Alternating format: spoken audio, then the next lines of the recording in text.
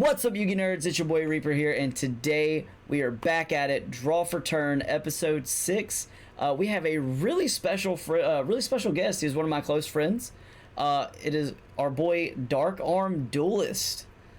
Hey guys, I'm really glad to be here and actually being in this interview with you, Stream Squad. This is really cool. Like, I'm really glad to be here, and I appreciate you inviting me on to do this. Absolutely, man. So the funny thing is, we've been trying to get this interview for a minute now.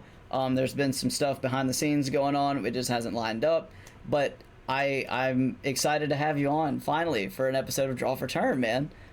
Yeah, running a YouTube channel, man, it gets busy. Like, it does get busy making all those deck profiles and doing daily uploads, sometimes twice a day uploads. So there's a lot of behind the scenes stuff that goes around that you got to do for it. Absolutely, absolutely. So just for the people who are watching that may not know a whole lot about your channel and everything, can you give us a quick rundown on what you specialize in, bud? Sure. I specialize in deck profiles. I started in 2014 doing Yu-Gi-Oh content, and I pretty much do deck profiles as my primary, where I do deck profiles every single day. I do everything from pack openings, live duels, I do test hand videos, top 5s, top 10s, pretty much the whole works. I've done skits on the channel as well every so often, but I'm pretty well known for my deck profiles. I would say, man, you put out some very interesting builds. I appreciate that, because I try and whenever I make my builds, I try and make them a little bit different from the average build where, you know, you might see in every build, you might see like 3 forbidden droplets, 3 ash, 3, you know, gammas and a driver, stuff like that. But I try and make mine a little bit different and change it up a little bit to make it a little bit more budget friendly for everybody if I have the opportunity to. You can't every time, but I try to, so it caters a little bit more towards the audience. Absolutely, man. Absolutely. I feel that. And the cool thing is, like, I know you work with Patreon a whole lot, and I know a lot of your patrons get to, you know, kind of suggest decks for you to build and kind of, you know, help with that. But what I like the most about your channel is, one, you do release budget friendly builds, you do meta builds, and then like you have a lot of like rogue tier, just like fun casual decks, and you even turn those out to be like you even build those slightly competitive too. So like everything that I've seen you build, like, it may sound ridiculous, like it's like, wow, he's building that, what is this? It's like you do the deck profile and you know, explain everything. It's like, oh wow, that actually would work. Yeah, and see, that's something that I really enjoy about building decks is because you can make the deck be your own. You know what I mean? Everybody's deck's going to be different.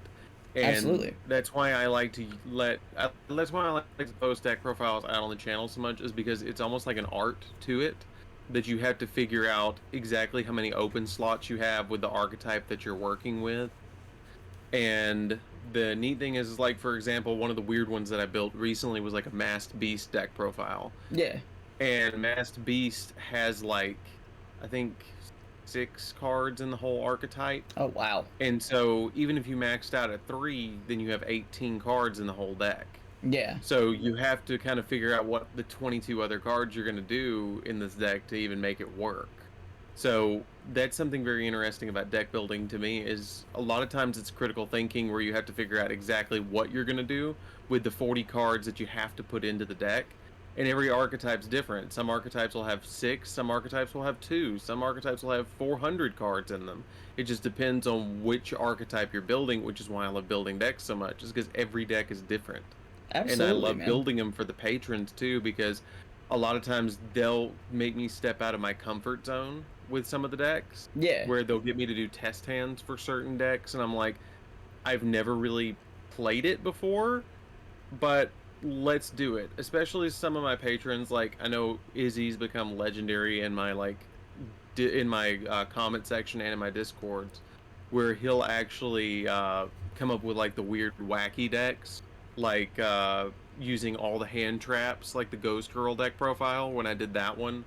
Yeah. That one was a funky one because you have a bunch of monsters that have 0 attack points and 1800 defense points, and they're never meant to be summoned, and so you got to figure out exactly how to give yourself a win condition in a deck like that. And that's what's really fun for the patrons, is they make me step out of that comfort zone to figure out some sort of weird, wacky idea for the deck. Absolutely, man. Like that. See, like stuff like that's really interesting. Like it's cool to see what you can make happen with what you're given. You know. Yeah, I Um. totally agree about that, because you never know from month to month. I never know what they're going to suggest for me to build. And so I've kind of keep a wide card pool that I keep around. So, because one month they might say, hey, I want a masked beast deck, or one month they might say, I want a Shadal deck. You might get something really easy like Shadal that everybody knows, Yeah. or you might get something with nobody else has touched a deck in that like 6 years, like a masked beast deck. There's not like, it's one of the first ones I've seen even on YouTube for something like that, you know. And that's what I really think helps my channel go beyond what the average deck building channel is that I build weird stuff on the channel, like really weird stuff. So when people look it up, they find me because, hey, guess what? I'm the only one out there that's done it so far. Absolutely. And while we're on the topic of weird decks, so I know that me and you and our local Yu-Gi-Oh community are in a group chat together, and everything. So I know this has been thrown out there a few times, at least by me. But I'm still kind of curious to see if you can make Crash Bugs work in 2021 Crash bugs. I probably could make Crash bugs work. or 2022. Either way, I just want to see a DarkArmedDuelist Crash Bug deck profile at some point. Play around with it, but I don't see why I couldn't make Crash bugs work, especially with all they're insect monsters, aren't they? Or are they fiends? I'm not sure. Let me double check on that. I'd have to look it up, but I'm sure that I could make it work, because the Crash Bugs are really not terrible cards. I mean, They just it's not special like, summon each other. yeah, that's what I was saying. They actually do special summon. They are fiends. They are fiends. Yeah, they are. Because so if you play them in fiends, are they light or are they dark? Just out of curiosity. They are dark. They're dark fiends. You could mix that with Burning Abyss, or you could actually mix it with Phantom Knights, and it would work. See, that's the other thing that I was actually going to talk about is while you're building decks, like for example, you're talking about the Crash Bugs, you've got to know, and that's something that I feel like is a trial and error thing, especially with somebody who's been playing as long as I have, that an average player that just steps into the game wouldn't know, that you've got to kind of memorize what kind of engines you can use in decks like that. Like for example, kind of what I was talking about a second ago about, building decks, and you might only have 6 or 7 cards in an archetype. You've got to figure out what kind of engine you can use in the deck. So for example, like with Crash Bugs being dark fiend monsters, you could include like a Phantom Knight package in it. You could include Burning Abyss. You could do Shadal. You could play like, that's just 3 that come straight to mind. You could even make it a Chaos build since they're dark, and make it work that way. So there's a lot of different ways that you can make a deck like that work. You just got to do a lot of trial and error when you play decks like that. Absolutely. So to me, that's just kind of the way I build. Is I start with the base, and then I figure out an engine that I can throw in there to make the deck even better, and then just go from there and do a lot of play testing on WiGo Pro to get it finally down. Like I can't tell you how many hours I spend on WiGo Pro playtesting decks like that to make it just right, because I know there's a lot of people depending on those decks and to see what their favorite deck is. And I really love bringing decks to life for people that might not be able to build it on their own, and make it the way they want to make it. Now, not to say they can't build the deck, but just to make it as strong as they want to make it. You know what I mean? We're gonna at least go to a locals and maybe win them a round or two at least. Yeah, at least like make it a deck where it's like they're not completely getting shut down. Like they're able to surprise their opponent a little bit and be like, oh, okay. Yeah, like for example with the Crush Bug deck that you were talking about, I know that some of them are, I think, level 3s. You can mix it in with Burning Abyss Phantom Knights. Yeah, go into Dante's and then go into stuff. Cherubini, mill one from deck that'd be like a Graph or a Seer, and then climb into a copy of the Phantom Knights Rusty Bardige and then set 2 negates because you can get double fog blade, and then Yeah, you've made the deck work and you've given yourself 2 negates, which some rogue decks can't even do. very So true. you've already started right there with a play. Yeah, that's very true. So just a thought out there for the deck. I want to apologize to the audience right now. I don't know what's going on in my living room, but my big old pupper is making a commotion. Um, but Party. let's go ahead and go into the primary question that I like to ask in this series. How did you discover Yu-Gi-Oh? I discovered Yu-Gi-Oh when I was 6 years old. I I was a homeschooled kid, and I had not made a lot of friends because I was pulled out of kindergarten because I was bullied. Yeah, And my mom decided who better to uh, teach my kids than me, especially since she had like a 4-year degree in like accounting. yeah. And so she stayed at home and looked after us, and she wanted something that could get me into learning math and reading. And Okay. so her and my sister went out one day, and they went into a Books a Million and saw the Pegasus structure deck. Yeah. And they picked it up and they brought it home and gave me my very first Pegasus structure deck when I was 6 years old. And I've never laid Yu-Gi-Oh down since. I have been playing Yu-Gi-Oh almost 20 years now because of that structure deck.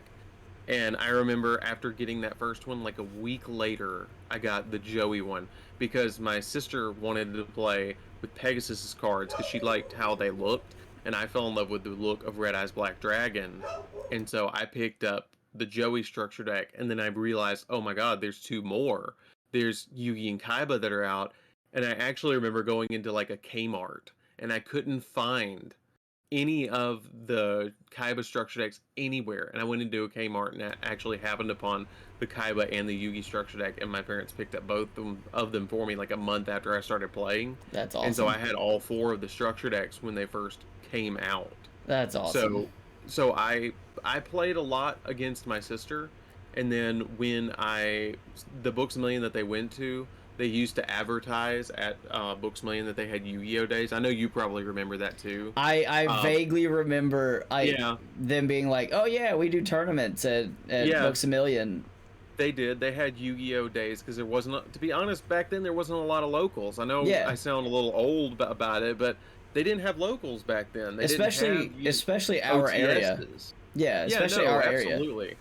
Absolutely not. They had no card shops in the area at the time, um, and so what ended up happening is we would go over to the Books a Million, and I there was a guy in there that was about 20 at the time, and Yeah. he was like over the event, and he ended up taking me under his wing and teaching me how to play when I was like 6, all the way up until I was about 13 or 14 years old. He would teach me all sorts of different combos. And after about they stopped doing them when I was about 13 or 14 years old, and I lost contact with him. And I was actually at a convention, and he walked up to me and said, "Hey man, do you remember me?" And I was like, "Absolutely, I remember you." That's And we awesome. actually dueled like 10 years later after he started teaching me, and I actually won the duel. So it Dude, was really that's cool. It was like a awesome. master and student kind of, you know, Yeah. and it was really cool. Like, it was really nostalgic, and I would love to duel him again. I'm still in contact with him now, but it was just really cool. That's how I got into Yu-Gi-Oh. Was my mom bought my first deck, in short answer, and brought it home to me, and my sister and I started playing because she wanted something for reading and for math for me, and it really worked. It really helped me a lot to learn how to add and subtract and read the card text because I wanted to know more about the cards Yeah. and learn strategy and critical thinking. And so it really worked for me, and it was a great thing for me, and it ended up turning into a business, into DarkArmedDuelist. So Absolutely. I'm really glad she picked up the deck. So Absolutely, man. That's absolutely. awesome. That's awesome. Second question for you here, man. What is one of your best memories with Yu-Gi-Oh? Like, what is one of your like most fondest like memories that you have with it? One of my fondest memories of Yu-Gi-Oh is probably That's a tough one because I have a lot of really good memories with Well, Yu-Gi-Oh. give us like your top two, top three. Okay, my one of my favorite ones was when I was like 6 years old and I just got my first structure deck, and I went into, since I was homeschooled, I actually was in a bowling league, Yeah. and I didn't realize how big Yu-Gi-Oh was at the time. I just thought, these are just some playing cards that my mom got me and they look cool. Yeah. And I don't know what these are, but I'm going to play with them because it seems like she wants me to. So I ended up going to a bowling alley, and because of Yu-Gi-Oh, I met my best friend of 20 years. And the first thing that I ever walked up to him and said was, "Do you do Yu-Gi-Oh?" Not "Do you play Yu-Gi-Oh?" but "Do you do Do Yu-Gi-Oh?" you do Because I Yu-Gi-Oh? was nervous. Yeah, I was nervous, and I was 6, and so I walked up to him and I was like, "Hey, um, do you do Yu-Gi-Oh?" And he was like, "Yeah." And we started playing Yu-Gi-Oh. And we started playing Yu-Gi-Oh against one another and dueling and playing and trading cards. And every week, he and I would actually play cards. And he's actually my co-host on Staring at Games now. And we've been best friends since we were 6 years old. And That's we've been awesome. had each other's back. Todd over on Staring at Games, That's and we awesome, dude. Good that's old probably Todd. my best memory of Yu-Gi-Oh is the friends that I made along the way. And that's what I really treasure about the game, is the people that I've met through it. One of the other ones that was one of my good memories was when Duelist Alliance first came out. Back in, I think it was 2014 when Duelist Alliance came out, when Shadows and Burning Abyss all originally released. Yeah. And I went into a locals and played just played against some people, and I really, really wanted to build Burning Abyss. Like, I really wanted to build Burning Abyss because I loved that it was based on Dante's Inferno. Yeah. And at the time, I had been with now my fiance, Savannah, for um, I've been with her like 2 years at the time, and she had told some of her high school friends that I was going to be at locals and that they should come and meet me. And a couple of them did, and they actually played Yu-Gi-Oh, and I got to duel with some of her friends and meet them that way. But there was this one guy that was in the locals, and he was kind of playing Yu-Gi-Oh, but he really didn't, like, his heart wasn't super in it. And I ended up dueling him quite a few times, and he had actually pulled the most expensive card in the entire set, Dante, Traveler of the Burning Abyss. And I had gotten 3 Graph, 3 Seer, and 3 Skarm. And that was all that the deck had, was 3 Graph, 3 Seer, 3 Skarm, and then you could play Dante in it. And he knew that I was building the deck. Yeah. And he was playing, I think, Lightsworn or something like that. I don't know what he was playing. I can't remember off the top of my head. And he came up to me and said, "Hey, MJ, let me see your deck really quick." And so I handed him my deck to look at it, and he went, "You know what this deck would benefit from?" And I said, "What?" And he said, "A Dante." I said, "Man, I really wish I had a Dante." He said, "Here, you can have mine." And he gave me Dante. And at the time, Dante was like a $60 card. He Yeah. said, I'm not gonna play it. He said, "I'm not gonna play it." He said, "It would mean more to you than it means to me." He said, "One of my younger siblings is gonna get a hold of it and they're gonna ruin the card." He said, "So all I ask is that you keep the card and don't ever trade it." And I still got it to this day. That's I still awesome. have that Dante card to this day. It's That's in one of my cool. treasure binders. Like, that's the kind of things when I'm playing Yu-Gi-Oh that really I treasure, is the sentimental memories of the cards, because I can tell you, with cards that I keep in a special treasure binder, I can about tell you where I got every single one of them and from who I got them. Like, I even got my first Boral Sword Dragon from you. Yeah. I That's a remember memory that I that. treasure. Yeah. You pulled, like, what, a second Boral Sword Yeah, from it was back when Battles of Legend Heroes Revenge came out. yeah. And Yeah, and that's actually the Boral Sword that I use in all of my videos. And I won't give that Boral Sword up because you traded it to me. And that's no. something that I really treasure, is that as I play the game, it's kind of like, and I know it's going to sound like the original series, but it to me feels like it feels like almost like the heart of the cards, and I know that's really cheesy, but it's true. It's kind of like you have your friends in the deck. You Yeah, know what I man. mean? And they build it with you as you play the game, and that's my memories that I treasure for Yu-Gi-Oh! And my fondest memories is when I pick up a card from a friend, and when I play it, it makes me think of them. You know what I mean? Yeah, man. And see, So, like, and that's another reason, like, why I like doing this series. It's because, like, one, it shows that, like, there's more to this game than just, winning and losing. yeah, like, there's more to it, and it goes beyond the cardboard itself. It goes beyond the cards.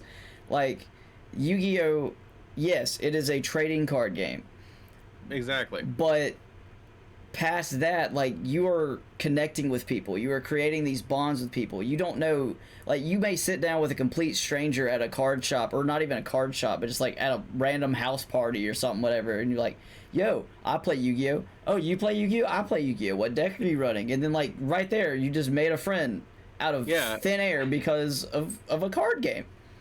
Have you ever noticed that when you go to a party and you bring your cards, that you always end up like the two Yu-Gi-Oh players always gravitate towards one another? Have you ever Oh, noticed that? oh, dude, absolutely. Every time. Every single time I've gone to when I was growing up and I would bring my cards to like a homeschool party or something and nobody would know me there, I'd like hold my cards out in my hand and somebody would come up to me and be like, "Hey, you play? What are you playing? You're not playing Magic the Gathering, are you?" I'd be like, "No, man. I'm playing Yu-Gi-Oh!" And he was like, "Me too. Let me." Then they'd pull out their deck and we would duel back and forth. And I made a lot of friends that way. And I mean a lot of friends. I mean, that was like the primary way that I really made friends when I was younger was, and see, the thing is about Yu-Gi-Oh that really gets me is it bridges an age gap that normally wouldn't be bridged, if you know what I mean. Yeah, Like, you could be 13, 14 years old and go to a regionals, and the people that are around you will treat you the same as the guy who's 45 coming in and playing Yu-Gi-Oh! I've seen people when I was at sneak previews that were 70 years old playing Yu-Gi-Oh! And the reason that they were playing it is because their grandkid was playing it. And they played with them to create a bond with their grandson or granddaughter. that's really cool. And so that's what got me, and it gives me the warm fuzzies when I see something like that because I know that there's a bond there that wouldn't be there if the game wasn't there. And Yeah, that's why I like Yu-Gi-Oh so much. absolutely, man. Like, there's more to it than, like I said, there's more to it than just the cards. Like, it, everyone's like, Absolutely. oh my god, it's a kids game. You know, it's like you know, you playing that game from the cartoon. And it's like, well, I mean, yes, but no. You know, It's like anything. It's what you make of it. absolutely. It's what you make of it. If you want to look at it like it's a kid's card game, that's okay. But it's not to the players. That's not what it is. It's more than that. A lot of people. So there are some people that are really extreme into the game and they're hyper competitive, and it's a sport. There's some people that just play casually because they want to play with their friends. There's some people like my mom who picked up the Pegasus structure deck because they're trying to teach their kid how to learn to read and write and add and subtract. And there's some people that pick up the game and they just like to collect the cards, and there's no wrong way to play it. Yeah, If you want absolutely. to play like any of those ways, that's okay. It's up to you. As long as you're not hurting anybody else's feelings while you're doing it, you're fine. You know what I mean? I mean, yeah. I mean, every community out there for anything has a toxic portion. Oh God, yes. Like, we're not even going to dig deep into that, but like No, every community but has yeah, its you're toxic right. has its toxic people. Hmm. And I mean, that's bound to happen wherever you go. But with Yu-Gi-Oh, like, I've seen it, I've witnessed it, I've been, Oh, I have too. but I like at the end of and the I have day, some stories about that. like at the end of the That day might not be though, for this interview. like at the end of the day though, like it's one of those things that, like, when it's all said and done, you still are doing the same thing. Oh yeah, Like, absolutely. you're a part of the same community, you know? Like, at And the end it's of the day, he has cards, she has Yeah. cards, they have cards. Like we have them, you know. We're a part of the same realm, you know. Yeah, and what's amazing to me is how sometimes you'll notice, like a lot of people they'll walk around and they'll look on like TCG Player and see how much cards are worth, but there's sometimes that there's people in the community that are really trying, like me, like I'm not trying to, toot my own horn, but there's people that are in the community that will go out and like go to a locals and they'll see somebody and they're like one card short of getting into a deck and that they really want to play, and I've got like 4 or 5 copies of it because I'll open like a case of Megatons or something and I'll pull like 4 or 5 copies of a card, and it might be a $2 or $3 card, and I'll just go, here, it's yours, take it, you can have it. And that's what I like doing in the community, and I really encourage a lot of people to do, is help one another in the community, because if we all strive in the same community together, it makes the community better, it pulls more players in, we end up getting better product, and it becomes a larger community. Absolutely. Because if you go in, if the first experience that you go into a locals is, hey, 3 of my cards that were really good got stolen, you're probably not going to come back. But Yeah. you go into locals and the guy that you never met before goes, here's a $10 card that you needed, you can have it. You might go up next time to the next person and say, here's a $15 card, or here's a $5 card, and pass it forward to the next person. Yeah. And that's what I really like about the community. And a lot of the places that I've gone to, especially in our group, is like that. And that's what's really amazing to me about the communities, is that if they're small enough, like maybe 20, 30 people in the community, it's very tight knit. It is Absolutely. very, very tight knit. And if somebody doesn't show up to locals, I'm telling you, if somebody doesn't show up, we started calling them. We're like, where are you at, bro? It's like, You why are gotta you work overtime. like The what? tournament's about to start. You better be here. And we call and check on people. For Like, sure, where are you man. at? Did you get stalled in traffic or something? For sure, man. Like, Yeah. So, I mean, I love the community sense that Yu-Gi-Oh brings to people, and it does bring out the bad in people sometimes, but a lot more times oh than yeah. not, it brings out the good in people, and that's what I like about it so much too. There is nothing worse than a salty Yu-Gi-Oh player. God. Oh my God, I can't tell you. I've seen people get kicked out of locals before. I've seen people get picked up and carried out of locals before. I've seen some stuff when it comes to Yu-Gi-Oh. I'm And sure. and it's, I mean, and it's just what I do for the community. It's like what I do for the viewers, like going to locals and picking up deck profiles, and when I was doing live duels at locals, that's for the viewers. Like I do that so they can see stuff and have the experience too. But I've seen some fun scenarios, if you know what I mean, I'm sure, go man. down Like at some locals. some of that hot dueling action, you know? Some hot dueling action, all right. Hot dueling action 100%, dude. And that's, to the community, to anybody who hasn't quite found their Yu-Gi-Oh community, to anybody who is seeing this and thinking about joining a community or getting into Yu-Gi-Oh, by all means, disregard all that salt, all that negativity, disregard it. That's their problem. That is them, like that is not you. No, and if you bring, I will tell you about any community. If you step into the community and you look for the bad, you will find the bad. You will. I guarantee you will find it. If you step into the community and you're looking to spread the good players that are kind will gravitate towards you. Every place that I've gone to that I've looked for the bad player, I've found them. And there's always one or two that's in a community. But when you look for the really kind and generous players that, hey, you made that one misplay, let's step back a second, and then let me show you why you made that misplay. And we're just playing friendly, that's fine. I've seen people when they're playing casual rule shark people, and it's like, why?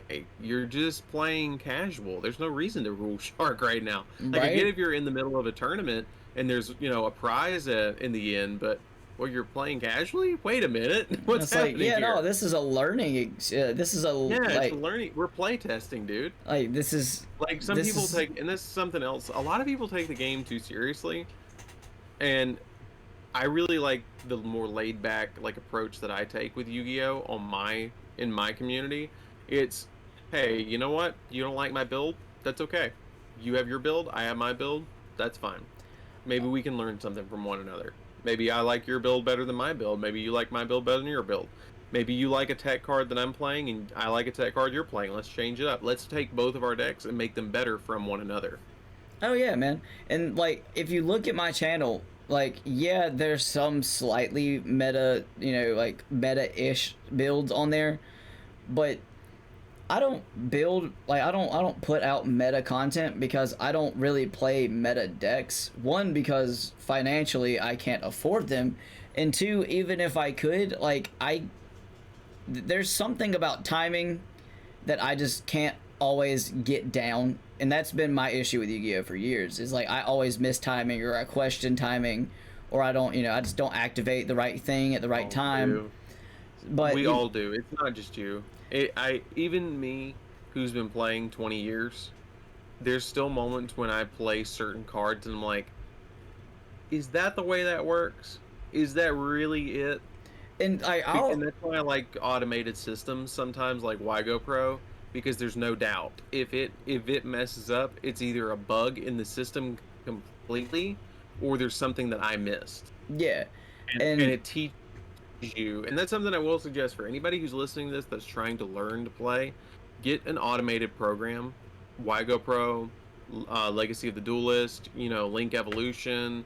When Master Duels releases, Master Duels, get a program like that, and it will teach you the basic fundamentals of the game. and Like, I can't also tell you how many people I've sat down with that program and sat beside them and taught them how to play decks because of that program or those yeah, programs.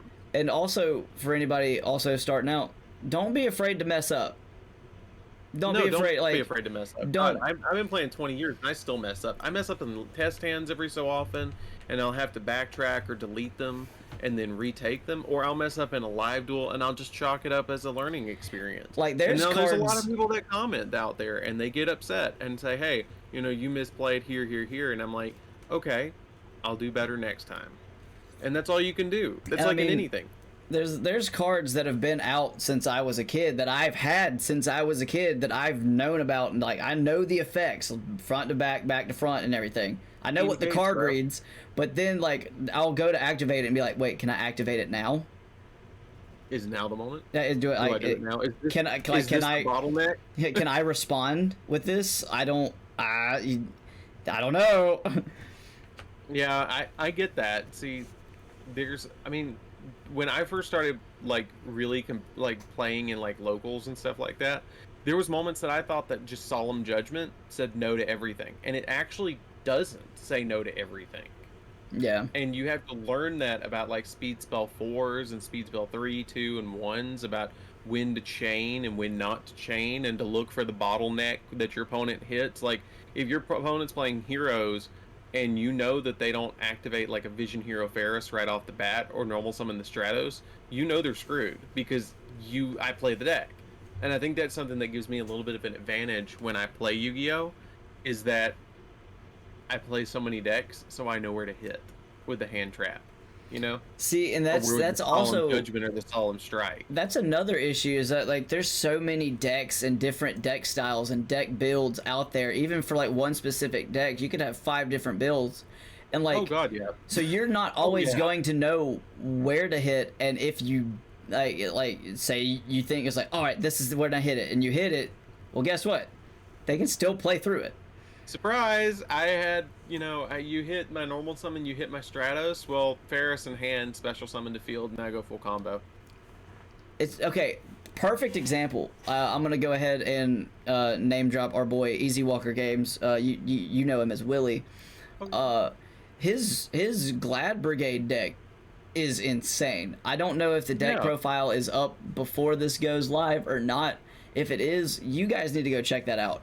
That deck is Absolutely. insane. He's a fantastic deck builder. I have to say, he's one of the people that like I respect everybody in our community, but I really respect him for his Glad Beast because he is one of the best Glad Beast players I've seen. Dude, that One Glad up. Brigade deck is nuts. Like, he Oh, it can play is. through just about anything, no matter what, and still get full combo. I The had reason him. he Okay, can is because all of his effects resolve in the graveyard. see, the thing about it is, okay, Just so about. I was running Danger Zombies, right?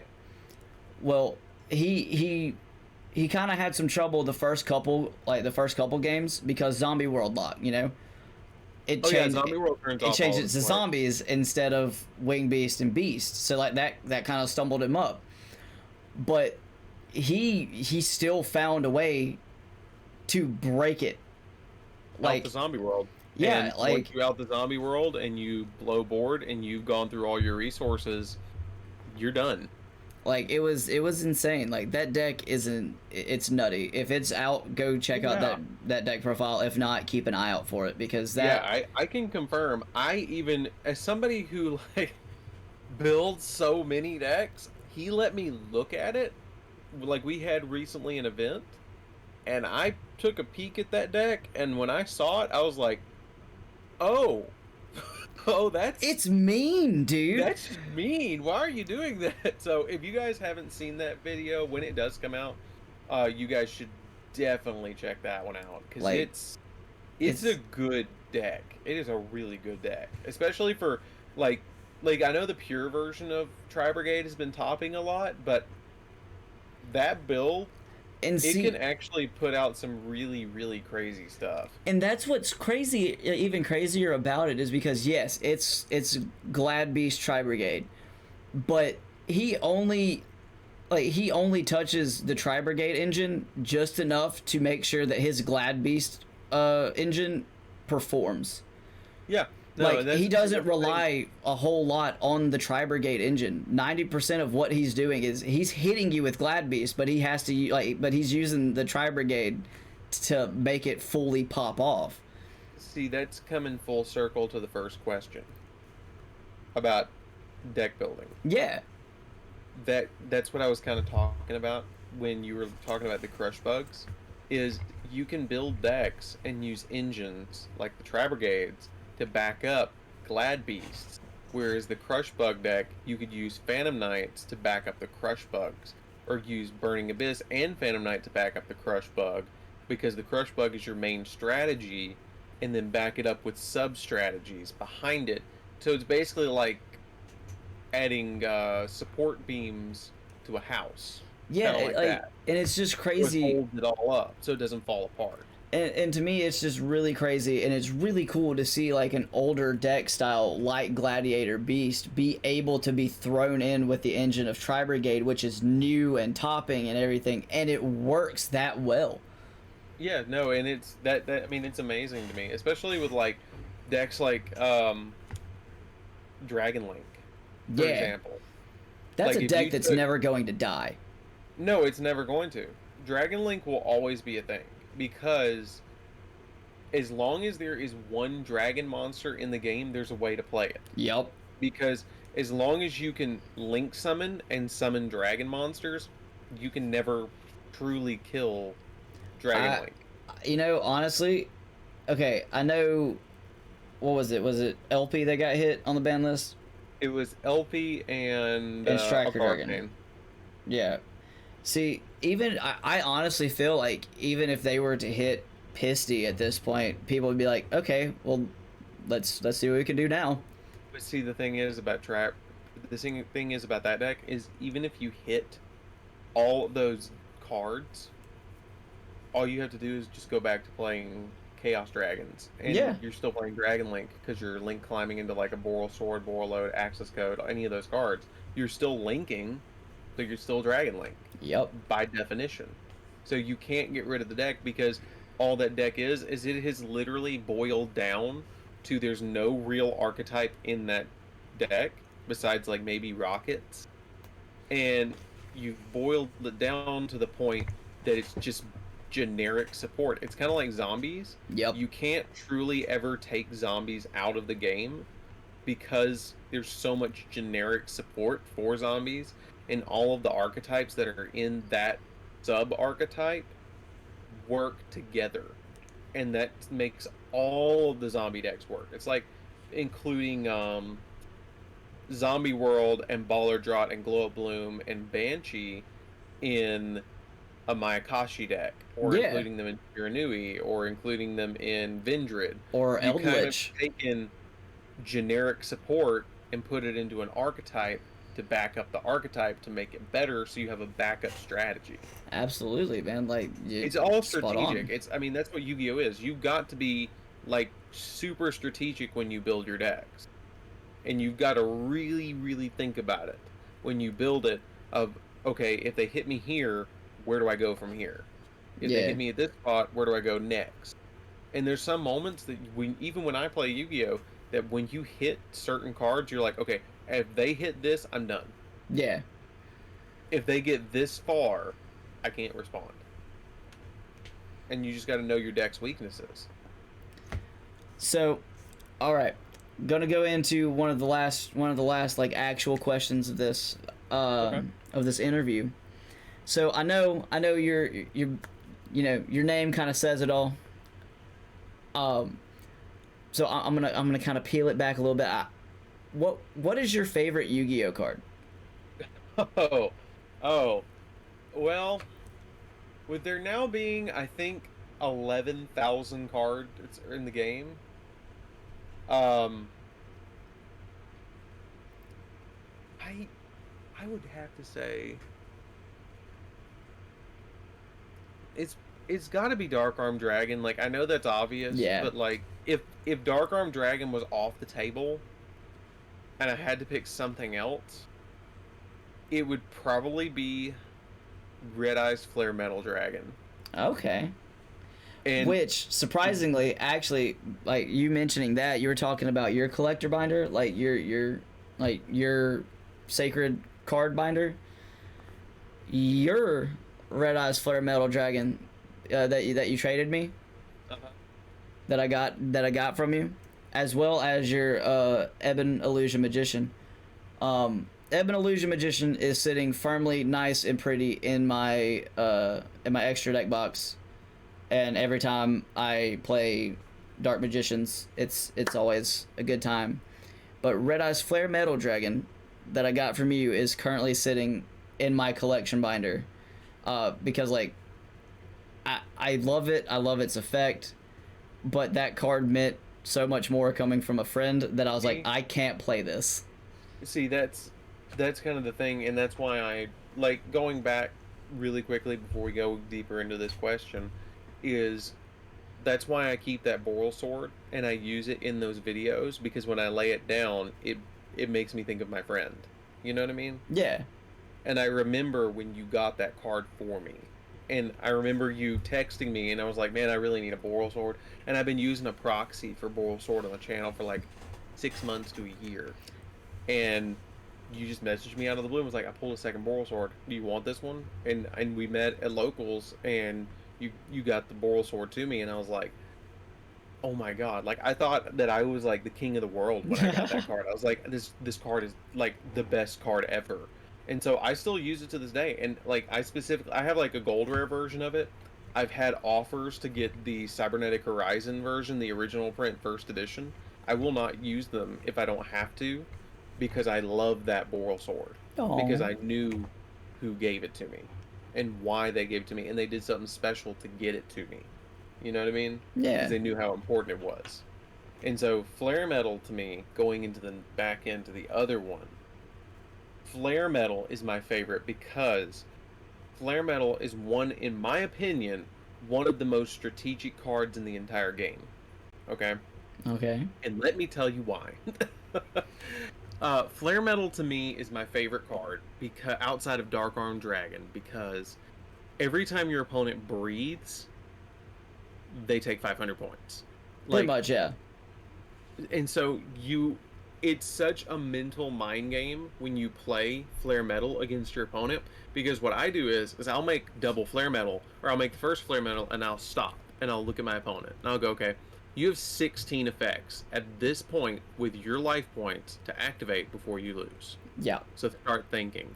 And then I'll make the second Flare Metal, and I was like, okay, now that you've made that strategy for 16 cards ahead of time, to play in through this, and you've been counting cards. Now I just made it 8. Now you have 8 effects, or you have to out these 2 flare metals before you can go any further. Yep. And I look at them and I watch and I pass and I test to see how strong of a duelist they are if they can out both flare metals and still come out on top. If they can't, then they need to train and they need to figure out how to do it. If they do, then I'm very, very impressed with them. And it depends on the deck that they're playing too, because sometimes they'll overplay and they'll overextend and I'll burn them out with flare metal, and sometimes they'll make the simpler play or they'll play around it. Like for example with like Savannah, she'll make a Harpy's Pet Phantasmal Dragon swing at me twice with or 3 times with a Harpy's Pet Phantasmal, and she only uses like 2 effects to out it with her Harpy deck. Or she plays tunes, she'll swing around it and hit me with like a tune Blackluster Soldier. Dude, tunes are a headache. Oh yeah. I love tunes. I mean, yes, but dude, I've played so many tunes on EDO Pro, and that that's deck, probably my fault. It hurts. It's probably my fault because like a lot of the live duels, Savannah plays tunes, and so like tunes are all on my channel, all over the place. So I advertise a lot of tunes, and so a lot of people play them. Because what's really funny is some of my patrons will tell me, they're like, "Man, I really wish you'd tell me what deck you're gonna play, like the day before." And I'm like, "Why?" And they're like, "Because every time you drop a deck, somebody copies it and carries it onto YGO Pro, and they beat me every time." I'm like, "I'm so sorry." I'm so sorry. And they'll message me and they'll be like, "What are you dropping tonight so I can play the counters in my side deck?" It's so bad. Like, but it's so funny that people will go out there and do it because they enjoy the deck so much. You know what I mean? But I love flare metal because it really, you get to see your opponent think and start counting how many cards they can play. And that's another reason why I'm really looking forward to Burst of Destiny, because we're going to get Masquerade, the new fusion for Despia. Yeah. And every time your opponent activates an effect, they have to they inflict like 600 points of damage to it. So I'm going to be doing some very funny stuff with that deck next. Oh man, that'll be cool. That'd be nice. Oh yeah, 1,200 points every single time you activate an effect if I can get 2 of them on the field. Nice. Yeah, no, that's not going to be fun for anybody. But alrighty guys, that's going to kind of sum it up for this episode. I got to go help Chess pack. We are getting ready to go on our honeymoon. I know Mr. DarkArmedDuelist. Congratulations about that, by the way. Well, thank you, buddy. I'm glad that you were able to make it out there. Yeah, I'm glad I was too. It was a beautiful event. I'm glad that I was able to be there for you. Speaking of, guys, if you guys want to see the amazing speech that Mr. DarkArmedDuelist gave at the wedding, make sure you check out the wedding day vlog. It'll be coming. It should already be out by the time this comes out, because I think I have an idea of what order I'm going to post these videos in. So guys, make sure you check that out. Link will be in the description below, or it'll be in the end credits. I do not know exactly which one yet, but you will get to see Mr. DarkArmedDuelist give a speech.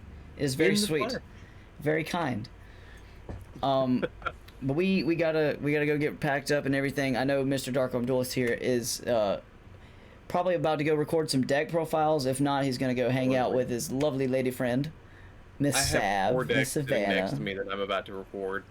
Oh, can we get a sneak preview of at least like 2 of those? Sure, absolutely. I'm going to be doing Black Wings for November. I'm going to do Magical Musketeers, Evil Sworn, and Armed Dragon Thunder, like 4 of my favorite decks. Like, I'm definitely doing those. And I have all those prepped and ready to go. See, I'm one day, I don't know when, it might be on my deathbed, but one day I am going to beat your Blackwing deck. One day. I don't care if I have to just Mystic Mine you to death. I'm going through it. Hey, I can play through it. I'm going to Magic Cylinder, Swords of Revealing Light, Mystic Mine, Mirror Force, Drowning Mirror. It's going to be nothing but negates. Nothing but negates. You try to attack me, you're getting burned. That's what that deck's going to be. You could play Time Lords. Oh, Time Lords would work. Maybe, but then you'd be able, you'd be like, all right, how do I out Time Lords? Oh, okay, I got it. Yeah, I think I can. I think I can. I think I got a way around it. See, yeah, no. But Anyways, guys, thank you all so much for watching, and Mr. DarkArmedDuelist, bud, thank you so much for joining us. Thank you for this interview. Thank you for your time. I greatly appreciate you coming in. Would you like to say anything before we... I would love to say something. I really appreciate you inviting me on to the interview. I wish I could have done it sooner. And guys, make sure that you like, comment, and subscribe to his channel, because he's a fantastic content creator that is an up and coming in this platform, and I really am looking forward to seeing what he can do on this platform, because he is a fantastic content creator that is just really like down to earth, and I really think that you guys should subscribe, because he's really going to get big one day with this channel. So don't forget to like, comment, subscribe, guys, and definitely check out your boy Reaper, and we'll see you guys in the next one. No. And thank you for having me on for this too. I really appreciate it. Absolutely, man. Absolutely. I'm glad that we finally had a time for both of us to sit down and do this. Like he said, guys, if you haven't already, make sure you like, make sure you comment. Comment down what's your favorite Yu-Gi-Oh memory? How did you discover the card game? Is there anybody else that you would like me to reach out to try to get an interview with for Draw for Turn? Let us know down in the comment section below. Hit that subscribe button, and we're gonna move on into end phase here, and we will see y'all in the next one. Bye. See you later, guys.